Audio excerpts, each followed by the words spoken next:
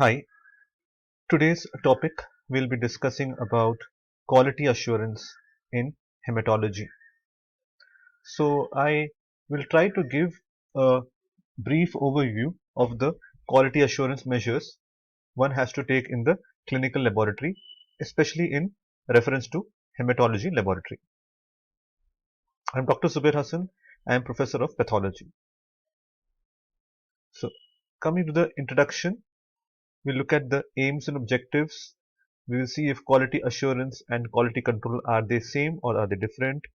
We'll also look at the components of quality assurance, applications in lab testing, as well as we will have a brief overview about accreditation and certification. Quality assurance, its definition is all steps taken by the director of the laboratory to ensure reliability of lab results and increase accuracy, precision, and laboratory comparability. What are the aims? So we have a quality assurance cycle here, and if those who are new to this topic, let me just give you a brief overview that in the laboratory we say there are three phases of testing. One is the pre-analytical phase, second is the analytical phase, third is the post-analytical phase. Pre-analytical phase involves collection of the sample from the patient, ensuring that the patient identity is matched with the sample, the barcoding is correct. We also look at labs which are receiving samples from outstation. The sample transportation temperature should be accurately maintained. All this comes in the pre-analytical phase. Then we have the analytical phase. In the analytical phase, we at actual testing, we look at the equipments, the reagents, right, the personnel. So all these are in the analytical phase of testing. Post-analytical phase of testing, we look at how the report is actually released, whether they should be free of transcription errors, what are the policies of the lab with regard to release of reports, do you release verbal reports, all those things, the LIS, the lab information system, all those things are important in the post-analytical phase.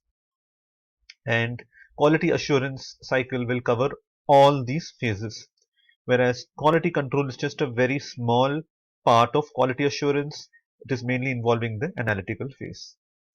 So are they same? Are they synonymous? Quality assurance is quality control of all phases of testing from sample collection to delivery of report. It is inclusive of quality control. Quality control is control of a specific process in testing, generally analytical phase. It is a component of quality assurance. So quality control is a small part of quality assurance. So when we talk about quality assurance in the lab, for practical purposes, during the NABL audits, mainly we talk about IQC, EQUAS, and performance in the PT programs, proficiency surveillance programs. So let us look at the quality assurance in hematology. First of all, one by one. So if you see the majority of the errors, the vast majority of the errors happen in the pre-analytical phase, about 60 to 70% of the errors, right? So a test is only as good as the quality of the specimen. This is very true. All the pathologists and all the clinicians know that if your samples are not adequately preserved, not adequately collected in the right vacutainer, you will not have a good test result report. So the requisition form should have the information and details of the test. We should be giving the patient adequate information about patient preparation, sample collection. That means tonic-weight application should be for the right time. It should be proper mixing. The order of draw of blood is important. Patient condition, whether patient is fasting overnight. All these are the things that we have to see. Sample transportation and storage, it should be adequately labeled and refrigerated. The requirements are specific for different samples, so you have to be sure, like whether the sample has to be frozen or it has to be transported 2 to 8 degrees. The exact requirements of the test is very important, and all this will come with training. You have to train your personnel. The phlebotomist should be trained adequately time and again. Next, coming to the EQUAS and external quality assurance, we're still in the control phase. We go into the analytical phase, and that also accounts for 5 to 5% of the errors, right? So coming to the analytical phase, there are certain terms which one needs to know. One is precision. What is precision? Precision is closeness with which repeat measurements on one sample agree. It may or may not be accurate. Accuracy is measurement of the closeness of an estimated value to the true value. Closer the value to the actual value, more accurate it is. Data can be very precise but inaccurate. So this is a very common chart used by every presenter depicting the bullseye diagram. There, all the darts, when we have playing darts, we would try to focus hitting the arrows onto the bullseye, right? So this is, if you're hitting the target repeatedly, it is accurate and precise. If you're somewhere around the target, but there is no precision, sometimes above, sometimes below, it is accurate but not precise. Here, yes, there is precision. You're able to repeatedly reproduce and hit the same spot, but is it accurate? No, it is not accurate because the true value should have been here. Next, here this is neither accurate nor precise. So this is a very commonly used explanation to understand the terms of accuracy and precision. So precision has of two types. Repeatability refers to the ability of a test or experiment to be accurately reproduced by the same person. Reproducibility refers the ability of a test or experiment to be accurately reproduced by someone else working. So repeatability, same person repeats the test 10 times, that's called repeatability. You are repeating it 10 times, that's repeatability. Reproducibility, you are giving it to different staff. You have 4 or 5 technicians in your laboratory. You give the first technician to run 3 samples 3 times. The next day another technician runs, third day another person runs. That is called reproducibility. Okay, another example of reproducibility could be in different laboratories on different instruments by different people. So NABL as such allows intermediate precision. It says you cannot achieve reproducibility, so somewhere in between. Intermediate precision means you run the tests on 5 different days or 10 different days, having your own protocol of say morning 3 runs, evening 3 runs, in that way. That is called intermediate precision, which is mentioned by NABL as well. Coming to an important term, which is standard deviation. What is standard deviation? It is the mean, the total score of all measurements divided by the number of measurements. Standard deviation is a variation in measurement obtained in the lab tests. So the formula is square root of sigma x minus x1 the whole square divided by n minus 1, where n is the number of observations. And if the value is between 2st and 3st, we take it as a warning range, and 2st, so between above 2st is warning limit, above 3st is a rejection, right? And imprecision is expressed as standard deviation. So this is a very common concept of the Gaussian, and Gaussian is basically the representation of data. When you have the data, right, especially Gaussian distribution or normal distribution, when you derive the standard deviations, majority, about 65% of your data points should lie within the 1 standard deviation, 95% of your data points should lie within the 2 standard deviation, and 99.7% of your data points should lie within the 3 standard deviation. This is called the normal distribution, right? So what is coefficient of variation? Coefficient of variation is used to compare the precision of results over a wide range of values when standard deviation would vary considerably. So it brings about with coefficient of variation, you have a denominator, and then you can express the data as percentage. So it's an equalizer, right? So SD divided by mean into 100% is the coefficient of variation. So that varies. The cutoff for coefficient of variation varies, right? There is no standard reference range or reference book to say this is the cutoff for coefficient of variation. You can go to the biological variation database. You can go to CLAIRE guidelines, inter-individual variation, CVIG. There are a lot of databases available. You can follow the manufacturer guidelines. So in hematology, you usually follow the manufacturer guidelines for the CV% cutoffs. So in the control of the analytical phase, we'll now go about SOPs and the reagents, which are very important. So test SOPs have to be written in accordance with the NABL guidelines. All your reagents you should look for. What all you look for? You should look for data such as lot-to-lot verification has been done or not, the stock registers are maintained or not. Reagent acceptance checklists are very important. And next topic we will discuss in this analytical phase is the maintenance of new instruments and calibration. Whenever there is a new instrument which comes to your laboratory, you will look at the installation requirements, accessories, and safety procedures. That is something called as IQ, OQ, PQ. You look at the training, operating manual, service and reagent availability, performance checks. In the performance qualification, you look at the linearity, precision, carryover effect of the preceding samples, comparability, sensitivity, specificity, cost consideration, servicing, reliability of supplier in a long time. So you will have to even maintain your equipment supplier checklist, criteria for selecting the equipments, all that are important for your NABL accreditations.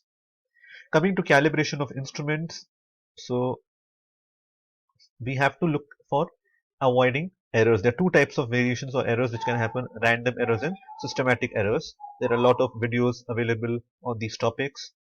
And so how do you look for this? How do you, when calibration, what do we do is we take 10 or 20 allocates of the patient sample in the same run, and we are going to, the patient sample should be of different concentration levels. We should calculate the mean SD of each set of data and CV. So we are basically running 2 or 3 controls.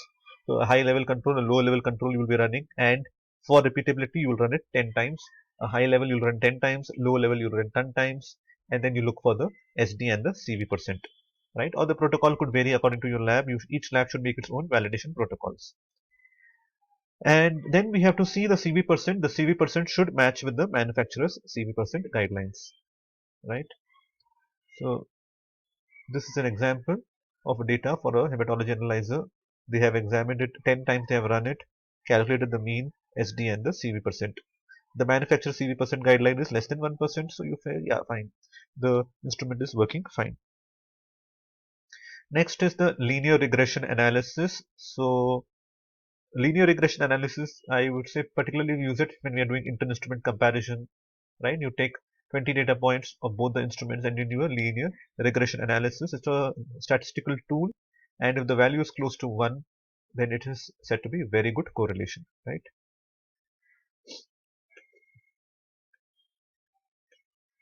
This is how a linear regression analysis graph will look. Usually, we will use it especially when we are comparing inter-instrument comparison. As I said, if you have in your laboratory, if you have 2 instruments and these 2 instruments are of different makes, or then you will have to do a linear regression analysis graph to see whether there is correlation or not. Coming to determining the linearity, that's another part of your performance qualification, and you need to know your linearity, whether your instruments are doing well, they are not doing well. In hematology in particular, we have, if you do not have a special control, some manufacturers have a special linearity control. If you do not have, then you may have to dilute it yourself to check whether your limit linearity is good, and then each lab should establish its lower limit of linearity and upper limit of linearity, and you should try to establish in your lab and keep the documents ready. Coming to another concept of uncertainty of measurement. So this concept is uh, basically uncertainty of measurement is that when you have the data, when you have your test results coming, you know that there are a lot of factors in the laboratory, there are a lot of variables which you cannot account for, definitely, right? We are well aware that there are a lot of limitations in our testing protocols which we are not able to test and account for, such as there may be variability in the sample collection procedure, variability in the way the test was done, variability in pipetting, right? It could be the instrument performance may vary day to day. So you cannot account for everything, but yes, you do acknowledge that there is a certain element of uncertainty, right? So that is uh, got by multiplying your CV percent by 1.96. So that means you get your measurement of uncertainty, and that data may occasionally be required by the clinicians, especially for parameters like bilirubin. Okay, so or let's say bilirubin for a patient is 18.5. The measurement of uncertainty is 1.5 by milligrams. So that means to say your true value could be 18.5 plus 1.5, 18.5 minus 1.5. Let's say the cutoff value for the exchange transfusion in a newborn is 19 gram milligram per deciliter. So what do? Do you inform the clinician? Yes. If the clinician asks you what is the measurement of uncertainty value, you may have to quantify the value and say, yes, my measurement of uncertainty value for this parameter is 1.5 milligram per deciliter, right? Coming to the reference range determination, so that's a very good practice. Each lab should establish its own biological reference range, and you could choose it from your textbooks, standard textbooks. If you're not choosing from standard textbooks, you can go for making your own reference range in your laboratory. Now we talk about the concept of quality assurance and quality control. So IQC. So as per NABL 112, each laboratory should be running, if it's a 12-hour lab, it should run at least 2 levels of QC, and if it's a 24-hour lab, it should run at least every 12 hours, minimum 2 levels of QC, right? So, but please refer to the latest NABL guidelines for the accurate details, right? So now,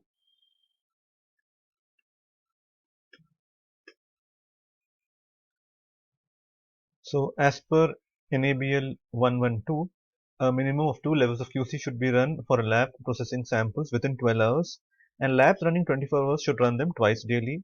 And we have to record the SD and the CV percent and plot the control charts, the LJ charts, right? So there are different type of charts. We have the LJ chart, Levogenic chart, and the Kusum charts are also available. So coming to the control charts, they were described by Shewhart, applied by Levy and Jennings, and the samples of the control are plotted on control chart, and we calculate the precision. This is how a LJ chart looks.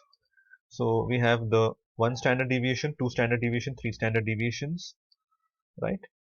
And if there is one widely deviant result outside the 3ST, it's a gross error. Okay, it's a rejection rule. If two more results are outside the 2ST, it's a random error, right? And several consecutive values are on one side of the mean, it's a calibration fault. And consecutive values constantly rising or falling is a continuous bias or error. So this is called dispersion. All the values are widely dispersed, right? This is called a trend. You find the points are moving towards one direction. And this is also called a shift. There is a sudden shift in the values to below the mean, right? So the Westcott rules which are commonly used are 1, 2S. This is a warning rule. So these rules can be only used if there are 2 levels of control being used simultaneously. That's why NABL is very specific about running 2 levels of control. 1, 3S. If one level of control is outside the 3 standard deviation, it's a rejection rule. 2 of 2S. So if you're running 2 controls and both the levels are above the 2S, it's a rejection rule. R of 4S, you're running 2 levels of control and one level is above 2S, other level is below 2S. It's again a rejection rule. 4, 1S, so 4 consecutive points on one side of the mean, it's a warning rule. 10x rule, 10 consecutive points on one side of the mean. So these 10x rule and 4S rule are usually applied in biochemistry and hematology. I will tell you, precision is so good that we are not able to apply these two rules in hematology laboratory. So Westcott 1, 2S rule is a warning rule. 1 out of 2 control results fall outside the 2 standard deviation.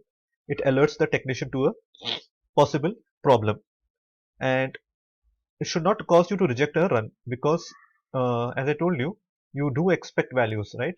So 66%, beyond 66%, at least some data point should be within your 2S. So it is not to be rejected, right?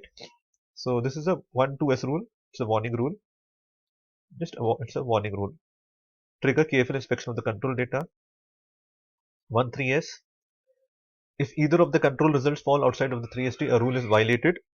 The run must be rejected, and so it's a rejection rule straight away, right? Here you find the QC point outside the 3ST. Next, 2S, 2 consecutive data points for the same level fall outside of the 2ST in the same direction. Both the controls in the same run exceed the 2ST. Patient results cannot be reported, requires the corrective action. So whenever there is an outlier, you have to take a corrective action.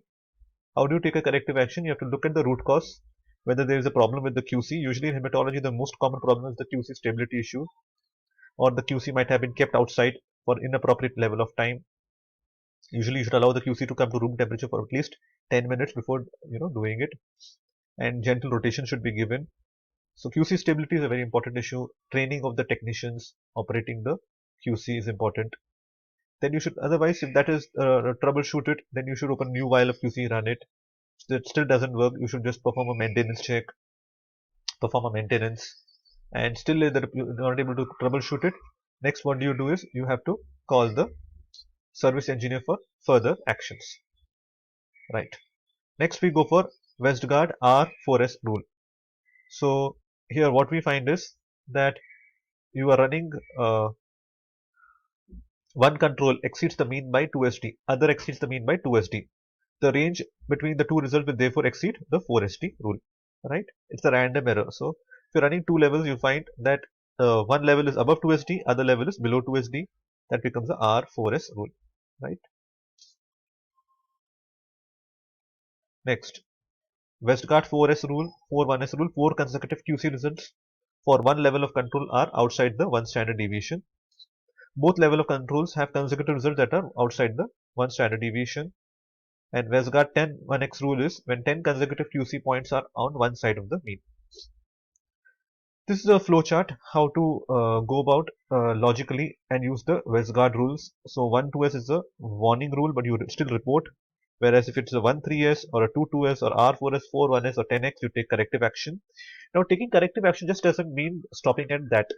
When your QC has passed for the day, it only means that the samples which were run prior to the QC run were all fine. So what you should do is once your QC there is a rejection, you should go back and test the samples, right, in a particular fashion to ensure that there no wrong result has been released, right?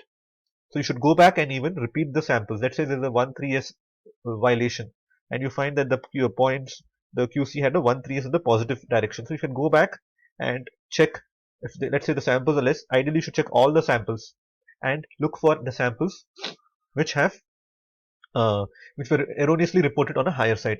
So you have to repeat the patient sample testing for all the samples. Next, looking at the QC using a patient sample. This is another algorithm available in the hematology analyzers called moving average or Bull's formula. Basically, you consider a batch of 20 samples. The idea is, or the assumption is that usually in a hematology analyzer, the patient samples which are receiving are all mixed. So the MCV tends to be very fixed for that particular batch of samples. That is called a moving average. And this cannot be a substitute to running QCs because QC material running is mandatory as per NABL. This can be adjunct to your quality testing. So if you go back and see your hematology analyzers which are slightly advanced, you will have a moving algorithm or Bull's formula applicable, and usually it's for MCV, MCH. You can also do it for the WQC parameters as well. And this constant, so this is the average of 20 samples. So the moving average you are noticing and how the average is changing, that also will give you a hint towards your analyzer performance. Advantages: it's a constant check on precision and accuracy, and there is no cost here because already it's a patient sample you're running and you are just utilizing the inherent property of the fact that MCV tends to be very constant for a particular batch of samples and you use it. But disadvantages are if you have if your population is not homogeneous. Let's say you have dialysis patients coming in one batch or onco patients coming in one batch, then these parameters can get biased. So it is not a very reliable thing, the Bull's algorithm. And a constant type of population required affects the linearity. As I mentioned you, if you have a particular batch of patients coming in, dialysis patients are coming in, or onco patients are coming in, then Bull's algorithm cannot be used.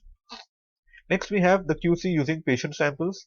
So this is a commonly done thing. We just repeat the sample. You can make your own protocol. You can repeat it once a week or once daily, previous day and next day. Just see if the repeatability is good. Okay, you can calculate the bias and just know that whether the patient samples are doing well or they are not doing well. Duplicate testing: for every 10 consecutive 10 samples tested duplicate, difference should be less than 2SD or CV% less than 3%. Check test: random samples from previous batch are included in the next batch and results are compared for precision. Patient recognition: so you do know some patients are repeatedly coming for follow-up. You keep a history track of them to know how they are performing, especially dialysis patients or low platelet count patients, chemo patients, right? Now we come to the post-analytical phase of testing, and in this we will see for what? You're going to review patient results, releasing the patient's result. You'll be seeing how the patient results are being released in the analyzer. Are there any transcription errors? So you will be recording certain quality indicators like amended reports, your reporting error logs. So all these should be recorded in your post-analytical phase, right? And critical alert information should be conveyed to the client, and you have to record them, right? Okay. Next, turnaround time should be monitored as per your lab policy. Next, coming to another is external quality assurance assessment to achieve harmonization and concordance of results between the labs. So, same material is sent from a national regional center to a large number of laboratories. All the labs send the results back to the center where they are analyzed and interpreted by one of the several procedures. From the results returned from the participants, the median or the mean and SD are calculated, and an individual lab can then compare its performance in the survey with that of the other labs with its own performance. So, we find a deviation index which is reported in the IQAS report as actual result minus weighted mean of the test divided by the weighted SD, and this is the interpretation of the right. Now coming to certification versus accreditation.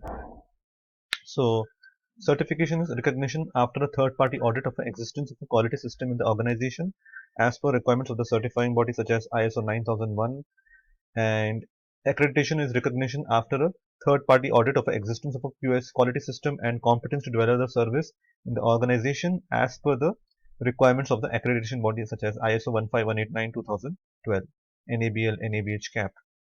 So accreditation of the lab guidelines, there should be advanced infrastructure, availability of qualified and external experienced personnel, lab facility for testing and calibration, utilization of SOPs in all steps, maintenance up to date the records, new methods to be validated before use, equipment's maintenance and prevention from deterioration and abuse should be seen, a program for calibration and verification of equipments to be operated, professional judgment basis advisory services records should be available, retain retain the record data, audit and certification for a designated period.